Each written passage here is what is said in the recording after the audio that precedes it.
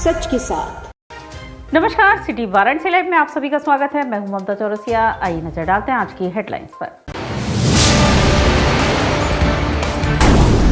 Deputy CM Brijesh पाठक पहुंचे काशी, कहा प्रयागराज हत्याकांड में शामिल दोषियों की सजा को कई पीढ़ी करेगी याद।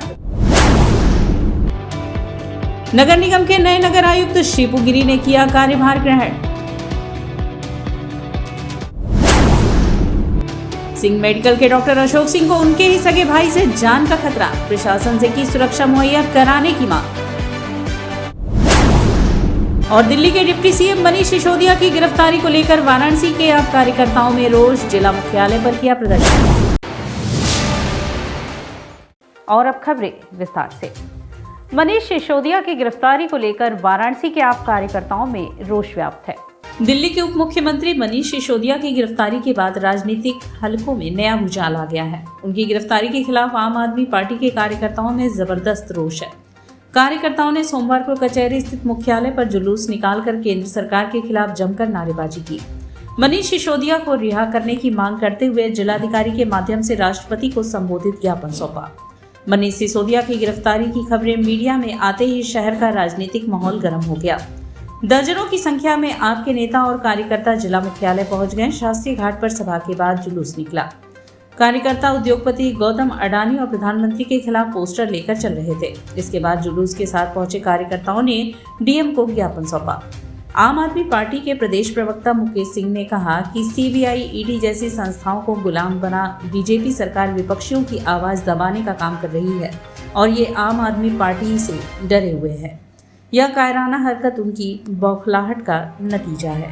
मोदी जी द्वारा जिस तरह से अडानी को सपोर्ट किया जा रहा है, इतने सारे घोटाले खुलने बाद भी कोई कार्रवाई नहीं हुई और हमारे मनीष जी जो कि विश्व स्तरीय पूरे भारत के सर्वश्रेष्ठ शिक्षा मंत्री, न्यूयॉर्क टाइम्स में उनका खबर छपता है, आज उनको बेवजह गिरफ्तार कर लिया, बिना किसी आधार गिरफ्तार किया। हमें कहना चाहते हैं, एक तरफ अडानी को अडानी को खजाना दे दिया, बिजली दे दी, पानी दे दी, तेल दे दिया, रेल दे दिया, गैस दे दिया, पोर्ट दे दिया, सीपोर्ट दे दिया, सब कुछ दे दिया। और दूसरी तरफ उसको रेल और दूसरी तरफ ईमानदार नेता को जेल।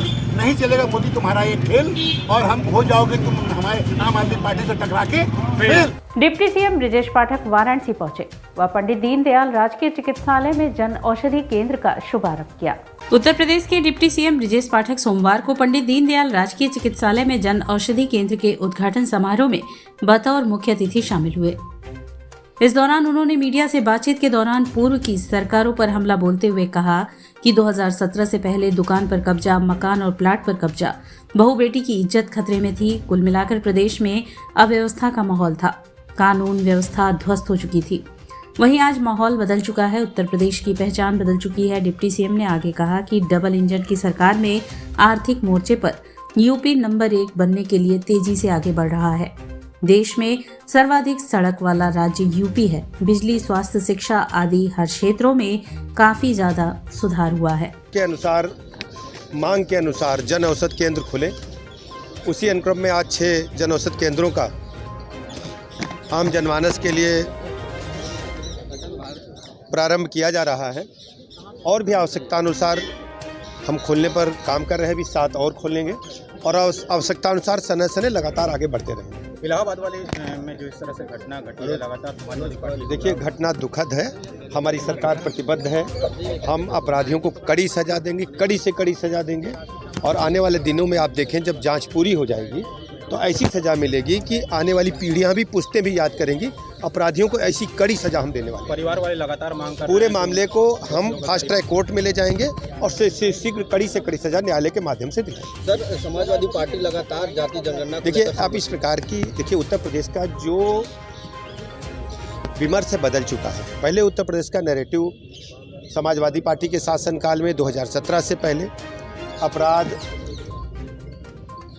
जमीन, दुकान, प्लाट, मकान, दुकान पर कब्जा करना, बहू बेटी की इज्जत आबरू खतरे में, अव्यवस्था का माहौल था। कानून व्यवस्था ध्वस्त हो चुकी थी। आज उत्तर प्रदेश आर्थिक मोर्चे पर नंबर 1 पर आने के लिए तेजी के साथ आगे बढ़ रहा है। सर्वाधिक एक्सप्रेसवेज वाला स्टेट है। हमारे पास पूरे प्रदेश में 2,70,000 किलोमीटर पक्की सड़कें हैं। 2 लाख किलोमीटर सड़कें, उसमें से ग्रामीण सड़कें हैं। इसके अलावा राउंड द क्लॉक बिजली सभी जनपदों में हम दे रहे हैं। स्वास्थ्य सेवाएं हमारी उच्च कोटि की हैं। बेसिक शिक्षा के सभी स्कूल कायाकल्प योजना में मॉन्टेसरी स्कूल से बेहतर हुए हैं।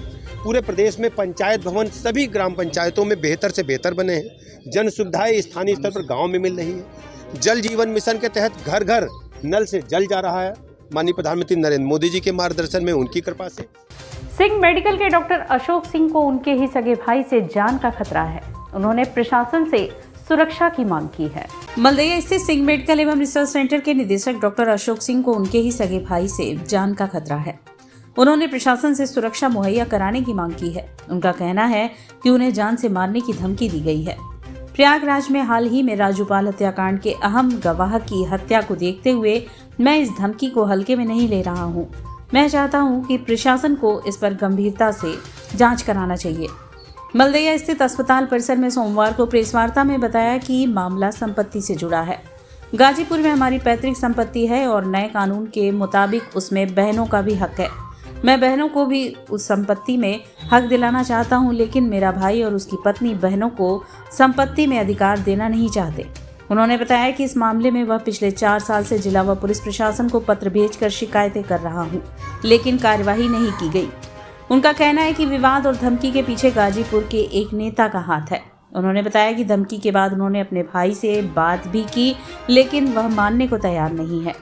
डॉक्टर अशोक सिंह ने बताया कि मेरे भाई के जरायम जगत से जुड़े लोगों से संबंध है, इसलिए मैं उसकी धमकी को हल्के में नहीं ले रहा हूं। अगर मुझे कुछ होता है तो इसकी जिम्मेदारी पुलिस प्रशासन की होगी। छोटे भाई हैं जो प्रॉपर्टी को लेके शुरू से ही उनकी निगाह रही है कि काफी प्रॉपर्टी गाजीपुर के अंदर है, उसमें उनकी निगाह रही, उनकी और उनकी पत्नी की शुरू से ही निगाह रही कि इसको हमको किसी तरह से लेना, किसी को नहीं देना। एक कानून है कि बाहर में यदि कोई है नगर निगम से तो उसमें जो है जो भाई रहते हैं उनको हिस्सा मिलता है, और नगर निगम के अंदर है यदि कोई मकान है या कोई प्रॉपर्टी है तो उसमें बहनों को भी समान रूप से हिस्सा मिलता है। हमारे भाई साहब और उनकी औरत जो है इसको जो है देना नहीं चाहते हैं। हम कह रहे हैं कि सारी बहनों का और सब लोगों का रहना चाहिए, क्योंकि उनका एक मानसिक लगाव भी है ना, बचपन गुजरा उसी मकान में। लोग चाहती हैं लेकिन वो देना नहीं चाहते हैं और कब्जा करके बैठे हैं। उस संबंध में हमने सारे पेपर, सारे कागजात जो है संबंधित अधिकारियों को हमने दे दिए हैं। न जिलाधिकारी ने उस पर कोई एक्शन लिया गाजीपुर के, न पुलिस महानिरीक्षक ने कोई लिया, और ये करीब 4 साल से मैं लगातार लिख रहा हूँ। अब सवाल यह है कि सबसे अच्छे संबंध में मैं किसके खिलाफ कुछ बोलने जाऊँ, लेकिन जो कार्य वो कर रहे हैं उस कार्य से मैं संतुष्ट नहीं हूँ। ऐसे काम नहीं होना चाहिए। तो आपको धमकी मिली है इसके लिए कुछ? नहीं, धमकी तो जान से मारने की धमकी दे के गया, और वही उसकी बीवी जो है धमकी दिलवाई, और साथ में थी मोबाइल पर बात करा के सभी सारी बहनों को हमको भी धमकी दिलवाई कि या तो हम रहेंगे या आप रहेंगे। हम कह नहीं ठीक है, आ जाओ, कल मुलाकात करने के लिए तैयार है, कोई दिक्कत नहीं। और मैं अकेले उससे वार्ता करने के लिए गया ताकि वो ये न समझे कि मैं उसके डर के मारे असलाह लेके जा रहा हूँ, चाहे कोई आदमी लेके जा रहा हूँ। जब बात करने के लिए आया तो मैं उसके साथ अकेले ही बात किया, और मैंने कहा क्या बात है, जो भी हो जो देख लो, 19-20 कर लो, कोई बहुत तुम वहाँ रह रहे हो, यदि चाहते हो कि तुम कुछ अधिक चाहिए तो ले लो, लेकिन मकान में बहनों को भी आना जाना फ्री होके आ जाएं, और हम लोग भी कभी यदि जाएं, इच्छा हो जाए तो जाके रह लें। अब तुम्हारा जो हिस्सा है उसमें कुछ बढ़ा के देना चाहते हो तो ले लो।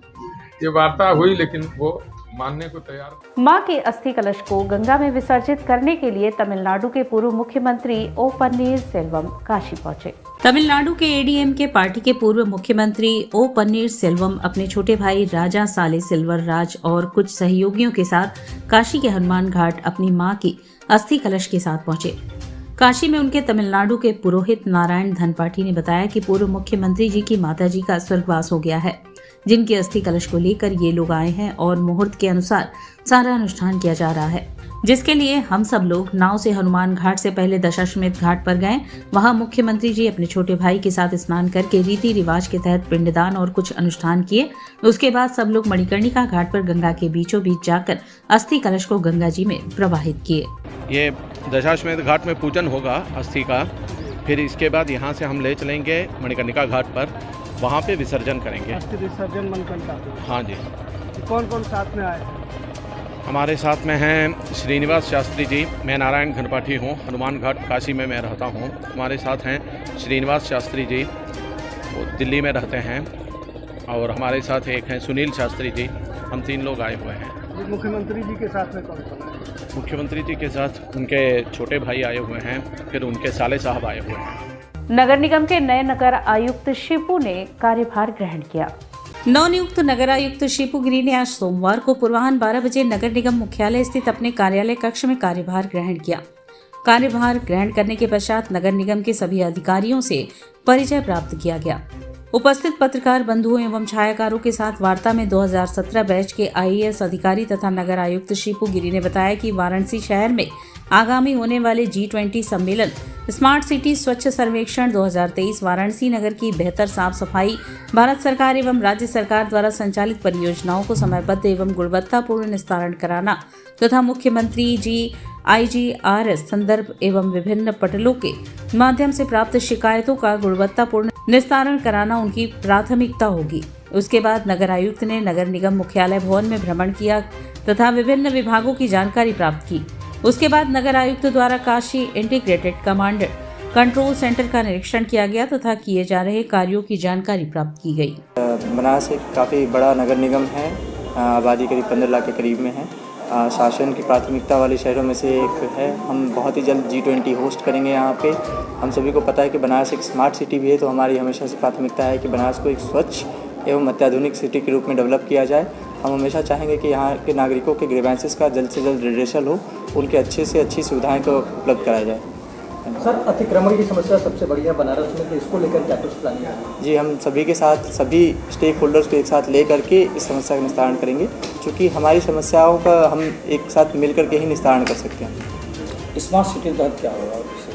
स्मार्ट सिटी अभी चूँकि मैंने ज्वाइन किया है, एक बार मैं रिव्यू कर लेता हूँ चीज़ों को, फिर मैं इस पर बेहतर बता पाऊँगा आप लोगों को। सर, काशी में आए क्या सोच के आए, किस तरह का काम करना हमको, क्या मुख्य प्राथमिकता आपकी रहेगी? मेरा हमेशा से जहाँ पे भी मैं रहा हूँ, मेरी प्राथमिकता एक ही चीज़ रहती है कि वहाँ के रहने वाले वासियों को सुखी रख सके, उनकी समस्याओं का निस्तारण कर सके। सिगरा स्टेडियम में जीर्णोद्धार का कार्य चलने की वजह से स्टेडियम बंद है, जिससे प्रतिदिन अभ्यास करने वाले लोगों को दिक्कतों का सामना करना पड़ रहा है। स्मार्ट सिटी द्वारा सिगरा के डॉक्टर संपूर्णानंद स्पोर्ट्स स्टेडियम के पुनर्निर्माण के चलते मुख्य मैदान लंबी अवधि के लिए बंद कर दिया गया है। इस संबंध में एक नोटिस चस्पा कर दी गई है। आज सुबह जब खिलाड़ी और मॉर्निंग वॉकर स्टेडियम पहुंचे तो मैदान को बंद देख हतप्रभ रह गए। जब नोटिस पर नजर पड़ी तो माजरा समझ में आया। जानकारी करने पर पता चला कि स्मार्ट सिटी द्वारा मुख्य मैदान को 2 भागों में बांटकर विकास किया जाएगा। एक भाग में क्रिकेट की फील्ड तो दूसरे भाग में फुटबॉल का मैदान बनेगा। इस निमित्त दर्शक दीर्घा भी अलग से बनेगी। पुरानी दर्शक दीर्घा को तोड़ दिया जाएगा। पुरानी दर्शक दीर्घा के चारों तरफ लगे सैकड़ों पेड़ों को काट दिया गया है।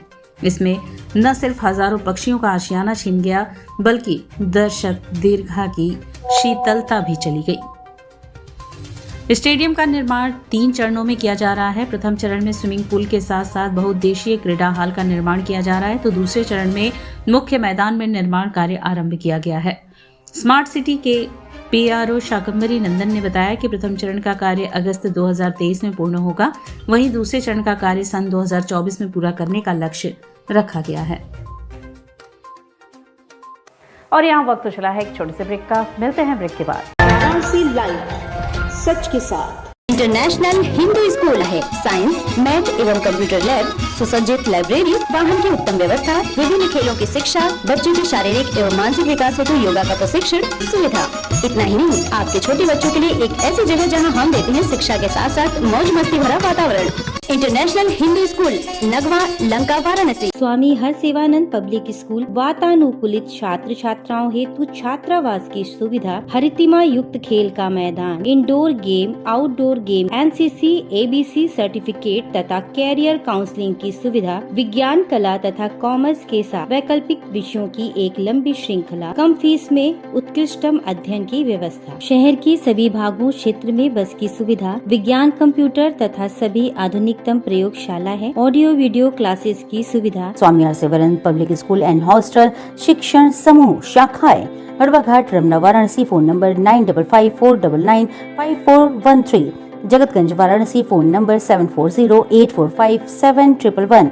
Banpurwa, Ramna, Varanasi. Phone number 9554955412। Railway station road, Durg, Sonbhadra. Phone number 7081109710। Marsara, Ghorawal, Sonbhadra. Phone number 9554963194 95 एवं स्वामी हरसेवानंद महाविद्यालय Churk Sonbhadra. Phone number 70811099711। Swami Harsevanand public school पाठशाला ही नहीं संस्कार शाला भी है।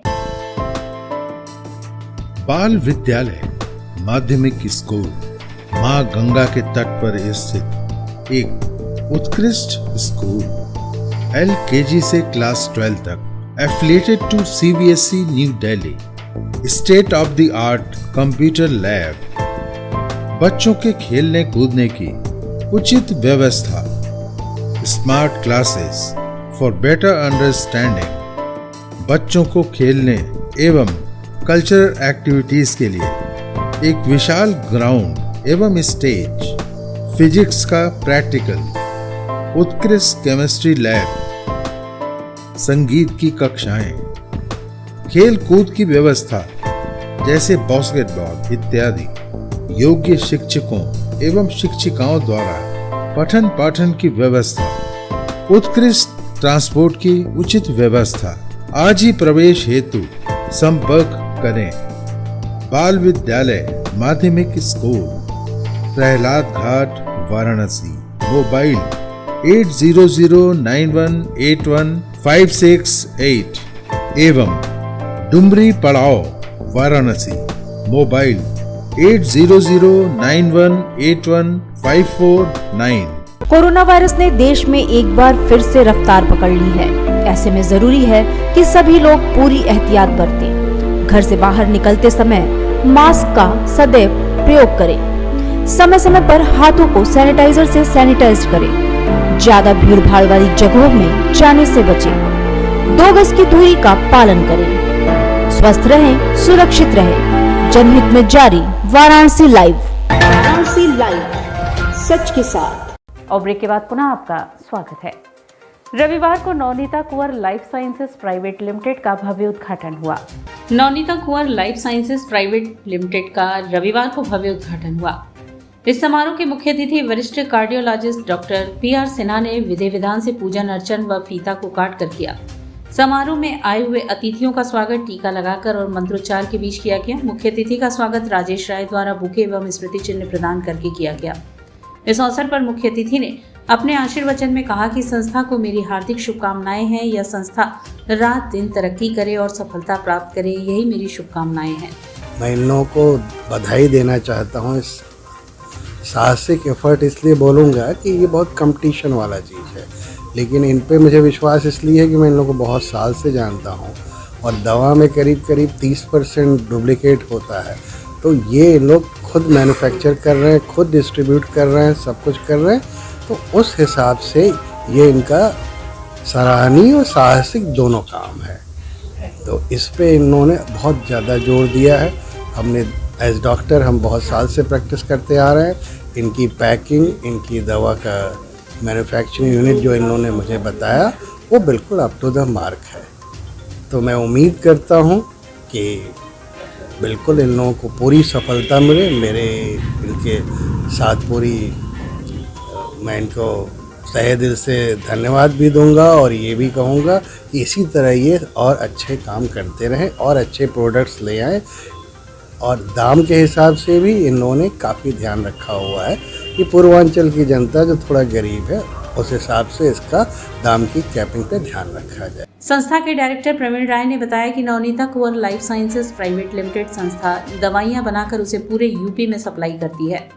इस संस्था के प्रोडक्ट WHO से सर्टिफाइड हैं। साथ ही नवनीता कुंवर लाइफ साइंसेज प्राइवेट लिमिटेड के प्रोडक्ट्स बाजार से कम दामों में उपलब्ध हैं।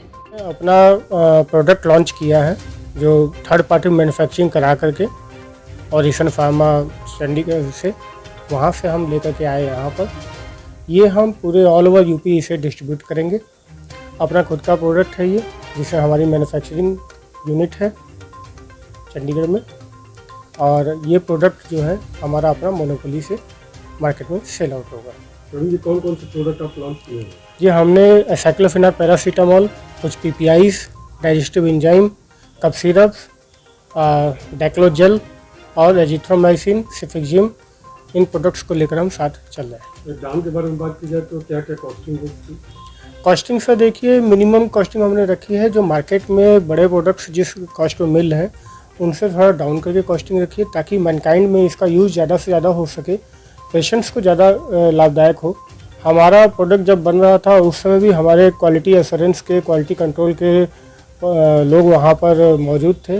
उन्होंने बाकायदा सारे प्रोडक्ट को अपने हिसाब से देखा। R&D हमने कराई है, WHO GMP से सर्टिफाइड कराया है प्रोडक्ट्स को, और साथ ही साथ हमने ये भी देखा है कि हर एक प्रोडक्ट के अंदर जो भी ड्रग्स हमने ऐड ऑन किए हैं वो वाकई क्या उस लायक है कि नहीं है। बाकायदा हर ड्रग को हमने टेस्टिंग कराई है, टेस्टिंग करने के बाद दूसरा मार्केट में लेके आए हैं, और कॉस्टिंग जो भी है वो मैनकाइंड के लिए बहुत इफेक्टिव है। उद्घाटन समारोह में डॉक्टर उमेश राय, डॉक्टर सारिका राय, डॉक्टर पीयूष चुनसर, डॉक्टर शैलेंद्र राय एवं डॉक्टर A.K. राय, राजेश राय, दिवाकर राय सहित क्षेत्र के गणमान्य लोग उपस्थित रहे। सेंट मरियम स्कूल का वार्षिकोत्सव धूमधाम के साथ मनाया गया। सेंट मरियम स्कूल का वार्षिक उत्सव रविवार को धूमधाम व हर्षोल्लास के साथ मनाया गया। नागरी नाटक मंडली में आयोजित समारोह का शुभारंभ मुख्य अतिथि कैंट विधायक सौरभ श्रीवास्तव, भाजपा काशी प्रांत क्षेत्र के अध्यक्ष महेश चंद्र श्रीवास्तव, काशी हिंदू विश्वविद्यालय कॉमर्स फैकल्टी के हेड ऑफ डिपार्टमेंट प्रोफेसर गुलाब जायसवाल एवं प्रोफेसर अजय कुमार श्रीवास्तव चकाचौंध जौनपुरी के द्वारा किया गया। कार्यक्रम के शुभारंभ में गणेश जी की प्रतिमा पर माल्यार्पण एवं दीप प्रज्वलन किया गया। इस मौके पर अतिथियों ने अपने संबोधन में कहा कि इस तरह के आयोजन बच्चों की प्रतिभाओं को निखारने और एक बड़े मंच पर जाने के लिए प्रेरणा एवं साहस प्रदान करते हैं। विद्यालय के प्रबंधक मनोज श्रीवास्तव एवं माधवी श्रीवास्तव ने मुख्य अतिथि एवं अतिथियों को स्मृति चिन्ह एवं अंग वस्त्रम प्रदान कर उनका स्वागत किया। अपने वक्तव्य में माधुरी श्रीवास्तव ने कहा कि हमारा पूरा प्रयास होता है कि बेहतर पठन पाठन के साथ बच्चों के भीतर छिपी उनकी प्रतिभा को इस तरह के आयोजनों से निखारा जा सके।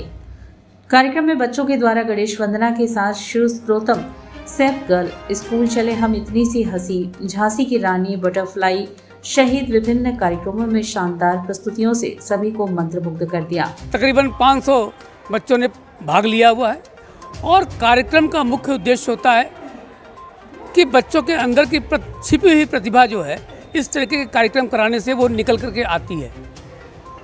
एजुकेशन के साथ साथ हम लोग का मानना है कि इस तरीके से कार्यक्रम कराने से बहुत सारे बच्चे एजुकेशन के साथ साथ और भी क्षेत्र में जा सके, अपना नाम रोशन कर सके, अपने शहर का नाम रोशन कर सके। वाद्य विभाग एवं मंचकला संकाय BSU द्वारा आयोजित 7 दिवसीय कार्यशाला का समापन हुआ। वाद्य विभाग एवं मंचकला संकाय द्वारा सोमवार को 7 दिवसीय कार्यशाला को समापन प्रोफेसर प्रेमलता शर्मा सभागार में हुआ। इस कार्यक्रम के मुख्य अतिथि राजेश्वर आचार्य तथा विशिष्ट अतिथि पद्मश्री शिव कुमार मिश्र भी उपस्थित रहे। संकाय प्रमुख प्रोफेसर के शादी कुमार तथा कार्यशाला संयोजिका प्रोफेसर संगीता सिंह द्वारा अतिथियों का स्वागत व सम्मान अंग वस्त्रम, माला व स्मृति चिन्ह द्वारा किया गया। पंडित राजेश्वर आचार्य ने तकनीकी रियाज के बारे में गहनता से बताते हुए कहा कि संगीत को सीखने के लिए आत्मा से उसका जुड़ाव होना अत्यंत आवश्यक होता है। आपने अपने जीवन में संगीत से जुड़ी हुई कई बातों को भी साझा किया। विख्यात सितार वादिका विदुवी रेशमा श्रीवास्तव, शरा तथा उस्ताद सईद जफर खान द्वारा बताई गई बंदिशों का वादन किसान डिप्लोमा, BPA, MPA व शोधार्थी द्वारा प्रस्तुत किया गया। अंत में विदुषी रेशमा श्रीवास्तव द्वारा राग मधुवंती में अलाप जोड़ सात झाला का वादन किया तथा राग मिश्र पमाज में पुनः प्रस्तुत किया। इसके साथ तबले पर संगत डॉक्टर राजकेश तिवारी ने किया। कार्यशाला का संचालन डॉक्टर सुप्रिया शाह तथा धन्यवाद ज्ञापन डॉक्टर प्रेम किशोर मिश्रा ने किया। कार्यशाला में सितार वादक Pandit Devvrat Mishra, professor Revati Sakalkar, professor Sharda Welinkar, professor Virendra Nath Mishra, doctor Chandan Vishwakarma, doctor Shyam Kumari, Rakesh Kumar, Satish Kumar तथा संकाय के समस्त संगतकार व छात्र उपस्थित रहे और अपनी परंपराओं को बच्चों को भी दिया, दिल खोल के दिया। क्योंकि हमारे उस्ताद साहिद जफर खान साहब जो आए थे उन्होंने 800 वर्ष पुरानी बंदिशें जो बिलावल में थी और यमन में उन्होंने दिया। और हमारी विदुषी रेशमा श्रीवास्तव जी जो अपने गुरु पंडित सतीश श्रीवास्तव जी से जो उन्होंने बचपन में जो चीज़ें सीखी थी, पंडित रविशंकर जी की चीज़ें उन्होंने बच्चों को सिखाया, किस ढंग से आलाप करना चाहिए, तान का प्रयोग कैसे होना चाहिए, अलंकारों का किस तरह से रियाज होना चाहिए। तो बहुत सारी बिंदुओं पे बहुत सारे आयामों से उन्होंने अवगत कराया। और आज आपने प्रस्तुति भी देखी कि बच्चे खुद स्वयं से हर कुछ उन्होंने प्रस्तुत दिया, बहुत सराहनीय प्रस्तुति रही। पंडित किशन महाराज जी की जन्म शताब्दी वर्ष के तहत संगीत सभा काशी की 96वीं सभा का आयोजन हुआ। पद्म विभूषण स्वर्गीय पंडित किशन महाराज जी जन्म शताब्दी वर्ष के अंतर्गत संगीत सभा काशी की 96वीं सभा का प्रारंभ सर्वप्रथम पंडित कंठे महाराज जी, पंडित किशन महाराज जी और पंडित नंदन मेहता के चित्र पर पंडित पूरन महाराज द्वारा किया गया। प्रथम कार्यक्रम का प्रारंभ बनारस के युवा प्रतिभागी कलाकार शिवम मिश्रा के तबला वादन से हुआ। अमित मिश्रा के शिष्य शिवम ने 3 ताल में बनारस का पराल, उठान, कायदा, बाट, रेला इत्यादि को भली भांति बजाते हुए तबले की विभिन्न बंदिशों को लयकारियों के साथ बजाकर विभिन्न टुकड़ों को द्वय लय में बजाकर अपने कार्यक्रम का समापन किया। इसके साथ सारंगी पर पंडित ध्रुव सहाय ने बेहतरीन संगत की। द्वितीय कार्यक्रम के रूप में बनारस के युवा गायक पूर्णेश भागवत ने राग मारवा में 3 ताल में विलंबित रचना प्रस्तुत की। तत्पश्चात 1 ताल में मध्य लय की बंदिश गाकर अपने स्वर और लय पर मजबूत पकड़ का परिचय दिया। कार्यक्रम का अंत इन्होंने टप्पा से किया। इनके साथ हारमोनियम पर मोहित साहनी और तबले पर सिद्धार्थ चक्रवर्ती ने बढ़िया संगत की। तीसरे कार्यक्रम के रूप में पंडित विजय चंद्रा का सिंथेसाइजर पर शास्त्रीय कार्यक्रम हुआ। आधुनिक ऑर्केस्ट्रा में बहुतायत में प्रयोग होने वाले सिंथेसाइजर वाद्य यंत्र पर शास्त्रीय रागों की अद्भुत प्रस्तुति विजय ने श्रोताओं की वाहवाही लूटी। इन्होंने राग चारुकेशी में झपताल में रचित गत की प्रस्तुति की। इसके साथ तबले पे सिद्धांत चक्रवर्ती ने विवेकपूर्ण संगत करके कार्यक्रम को नई ऊंचाई प्रदान की। कार्यक्रम के दौरान गणेश कक्ष में पूरन महाराज, कामेश्वर नाथ मिश्र, कन्हैया लाल मिश्रा, अमित मिश्रा, पुंडलिक भागवत, श्रीदेव नारायण मिश्र, अवंतिका अवनी, कृति सहित तमाम संगीत प्रेमी मौजूद रहे। कार्यक्रम का सफल संचालन सौरभ चक्रवर्ती ने किया।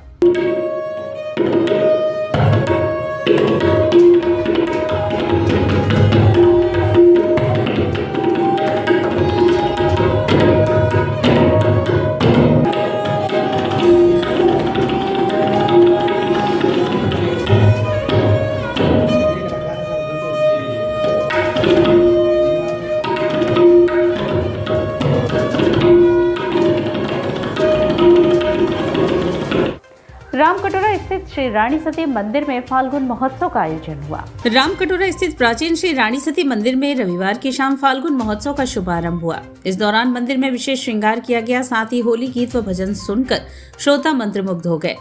कार्यक्रम में पटना से आई भजन गायिका सृष्टि और अमृता सिन्हा ने होली भजनों से श्रद्धालुओं को झूमने पर विवश कर दिया।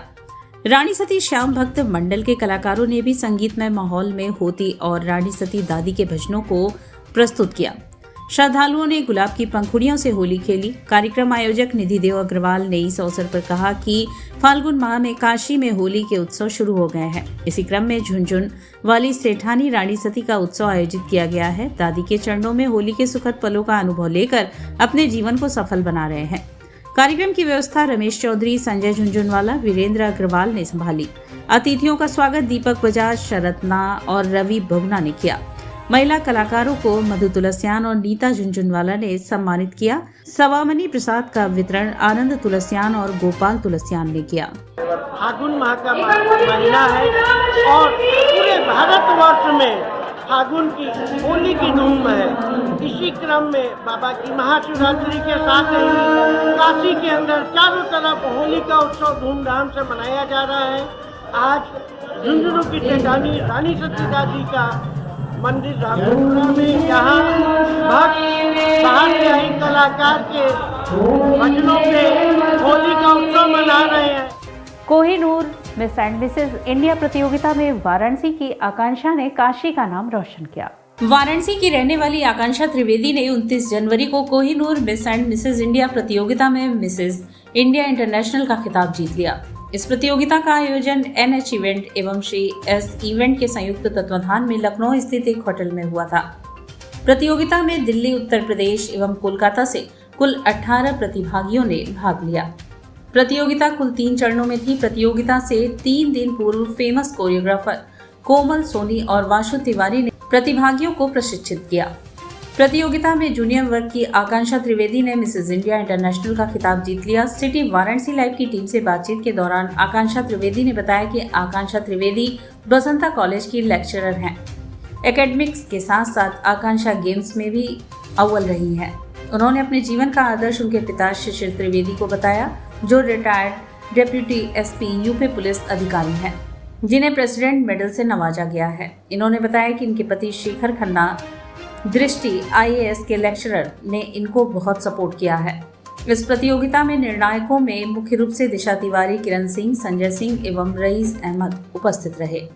ज़्यादा अच्छा कंपटीशन था। मतलब एक होता है ना, आप कहीं जाओ और आपसे भी आपके टक्कर के लोग हैं तो आपको लगता है उस कंपटीशन में मज़ा भी आता है। तो मेरे साथ भी ऐसा ही था। मेरी जो फेलो कंटेस्टेंट थी वो सब बहुत अच्छी थी, बहुत नेचर वाइज भी अच्छी थी, और जैसे कहते हैं ना, दे वर ब्यूटीफुल इनसाइड एंड आउट। तो वो सारी हमारे अभी भी हम फ्रेंड्स भी हैं। हमारे बीच में जो कंपटीशन था वो बहुत ही हेल्दी कंपटीशन था। वहाँ से मैंने बहुत कुछ सीखा, मतलब बिल्कुल डिफरेंट एक्सपीरियंस था ये। फिर उसके बाद हमारा जो भी कॉन्टेस्ट हुआ, उसके बाद then I was crowned as mrs India international Kohinoor. पढ़ाना बहुत अच्छा लगता था, टू बी ऑनेस्ट। मैं अपनी बहनों को भी स्टूडेंट्स बना के जो है मैं खुद टीचर बन जाती थी। तो वो बचपन से ही ये मेरा शौक़ था, और मैंने हमेशा से कभी उस लाइन में मैंने सोचा नहीं। मैंने यही सोचा कि आई वॉन्ट टू टीच। अब वही चीज़ था और वही मेरे दिमाग में हावी था। तो मैंने लकीली UGC नेट भी क्लियर कर लिया, और जब वो क्लियर किया, जब मैंने अपना UGC नेट, तब मुझे लगा कि ये एक साइन है फ्रॉम गॉड कि I should go in this field. तो इसीलिए फिर मैंने असिस्टेंट प्रोफेसर ही एज अ प्रोफेशन चूज़ किया। क्या सोचा आपने, आगे कहाँ जाएंगे? पहले तो अभी भी फर्स्ट प्रायोरिटी तो मेरा प्रोफेशन ही है। थ्रू आउट लाइफ तो मैं I want to continue as assistant professor, और मतलब इसी लाइन में आगे बढ़ना चाहूँगी, एसोसिएट प्रोफेसर इस लाइन में। लेकिन अलॉन्ग विद दैट मैं अपना ये वाला जो फेज़ है इसको भी इंजॉय करना चाहती हूँ। मैं आगे जो मिसेस यूनिवर्स होता है उसमें भी कम्पीट करना चाहती हूँ, अपनी कंट्री को प्राउड फील कराना चाहिए। जैसे अभी मैंने अपने शहर को, अपने स्टेट को प्राउड फील कराया है, वैसे मैं अब अपनी कंट्री को भी प्राउड फील कराना चाहती हूँ। अगर भगवान की कृपा रही तो I would like to go in mrs universe as well. आपका बहुत ज़्यादा क्षेत्र में जो है योगदान रहा है बचपन से ही, तो आपने अभी बचपन से क्या क्या मतलब गोल्ड वगैरह जीता है, उसके बारे में बताइए। मैंने बचपन से क्या है कि बचपन से ये सब मेकअप वेकअप तो मुझे कुछ नहीं आता था। टू बी ऑनेस्ट मैं बड़ी टॉमबॉय टाइप की थी। बास्केटबॉल खेलती थी, और शॉट पुट में मुझे गोल्ड मेडल मिला है। मतलब आई थिंक 2 साल मुझे शॉट पुट में गोल्ड मेडल मिला। डिस्कस थ्रो में मुझे जो है सिल्वर मिला। फिर उसके बाद जो भी स्कूल के कॉम्पिटिशन्स होते थे, जैसे कि रेस वगैरह, उसमें भी मैं आगे रहती थी। फिर उसके बाद 10th तक तो पढ़ाई में उतना ज़्यादा अच्छी नहीं थी टू बी ऑनेस्ट, बट जब मैंने 11th-12th में अपने पसंद की स्ट्रीम चूज़ की विच इज़ ह्यूमैनिटीज़, वहाँ से मैं एकेडमिक्स में भी अच्छा करने लगी। तब मुझे समझ में आया कि अच्छा नहीं, I can do something in academics also. और फिर 12th के बाद जब मैं ग्रेजुएशन की, मेरे टीचर्स इतने अच्छे मिले मुझे कि उन्होंने इतना ज़्यादा इंटरेस्ट, जैसे होता है ना कि अगर एक स्टूडेंट अच्छा है तो उसके पीछे टीचर्स का बहुत योगदान रहता है। तो टीचर्स लकीली मेरे बहुत अच्छे थे। अभी भी याद है मुझे दीपशिखा मैम थी, और फिर उसके बाद JNU में मेरे प्रोफेसर जैसे कि आनंद सर हैं, जो कि अभी भी वो अपनी ब्लेसिंग्स देते रहते हैं मुझे। विवेक सर हैं, अभिजीत पाठक सर हैं, विमोल सर हैं। ये सब इतने अच्छे सर लोग थे कि इन्होंने इतना ज़्यादा पढ़ाई में मेरे इंटरेस्ट डेवलप कर दिया कि मुझे लगा नहीं, एकेडमिक्स में भी अच्छा हो सकता है कुछ। तो फिर मैं पढ़ने लगी, और उसके बाद फिर अभी मेरे स्कूल टीचर्स भी अच्छे थे, कॉलेज के टीचर्स भी अच्छे थे, प्लस फैमिली सपोर्ट देखिए बहुत इंपॉर्टेंट होता है। आप कुछ भी करो, अगर फैमिली सपोर्ट नहीं है तो यू विल फील कि पता नहीं क्या करें लाइफ में। But I was blessed to have family support as well. मेरे पेरेंट्स, मेरे माँ बाप तो मुझे शुरू से ही ग्रूम किए हैं, हर चीज़ में उन्होंने बेस्ट बनाया है। जैसे एक कहावत है ना कि जैक ऑफ ऑल, एक जो कहावत है कि आपको सब कुछ थोड़ा थोड़ा आता है, और लेकिन आप किसी चीज़ के मास्टर हैं, jack of all master of none, ये जो कहावत है। तो आज के ज़माने में ये कहावत एक्चुअली, अगर आपको सब कुछ थोड़ा थोड़ा आता है तो ये अच्छा ही माना जाता है ना। और इसी के साथ सिटी वाराणसी लाइव का यह प्रसारण यहीं समाप्त होता है। ममता चौरसिया को दे इजाजत, नमस्कार।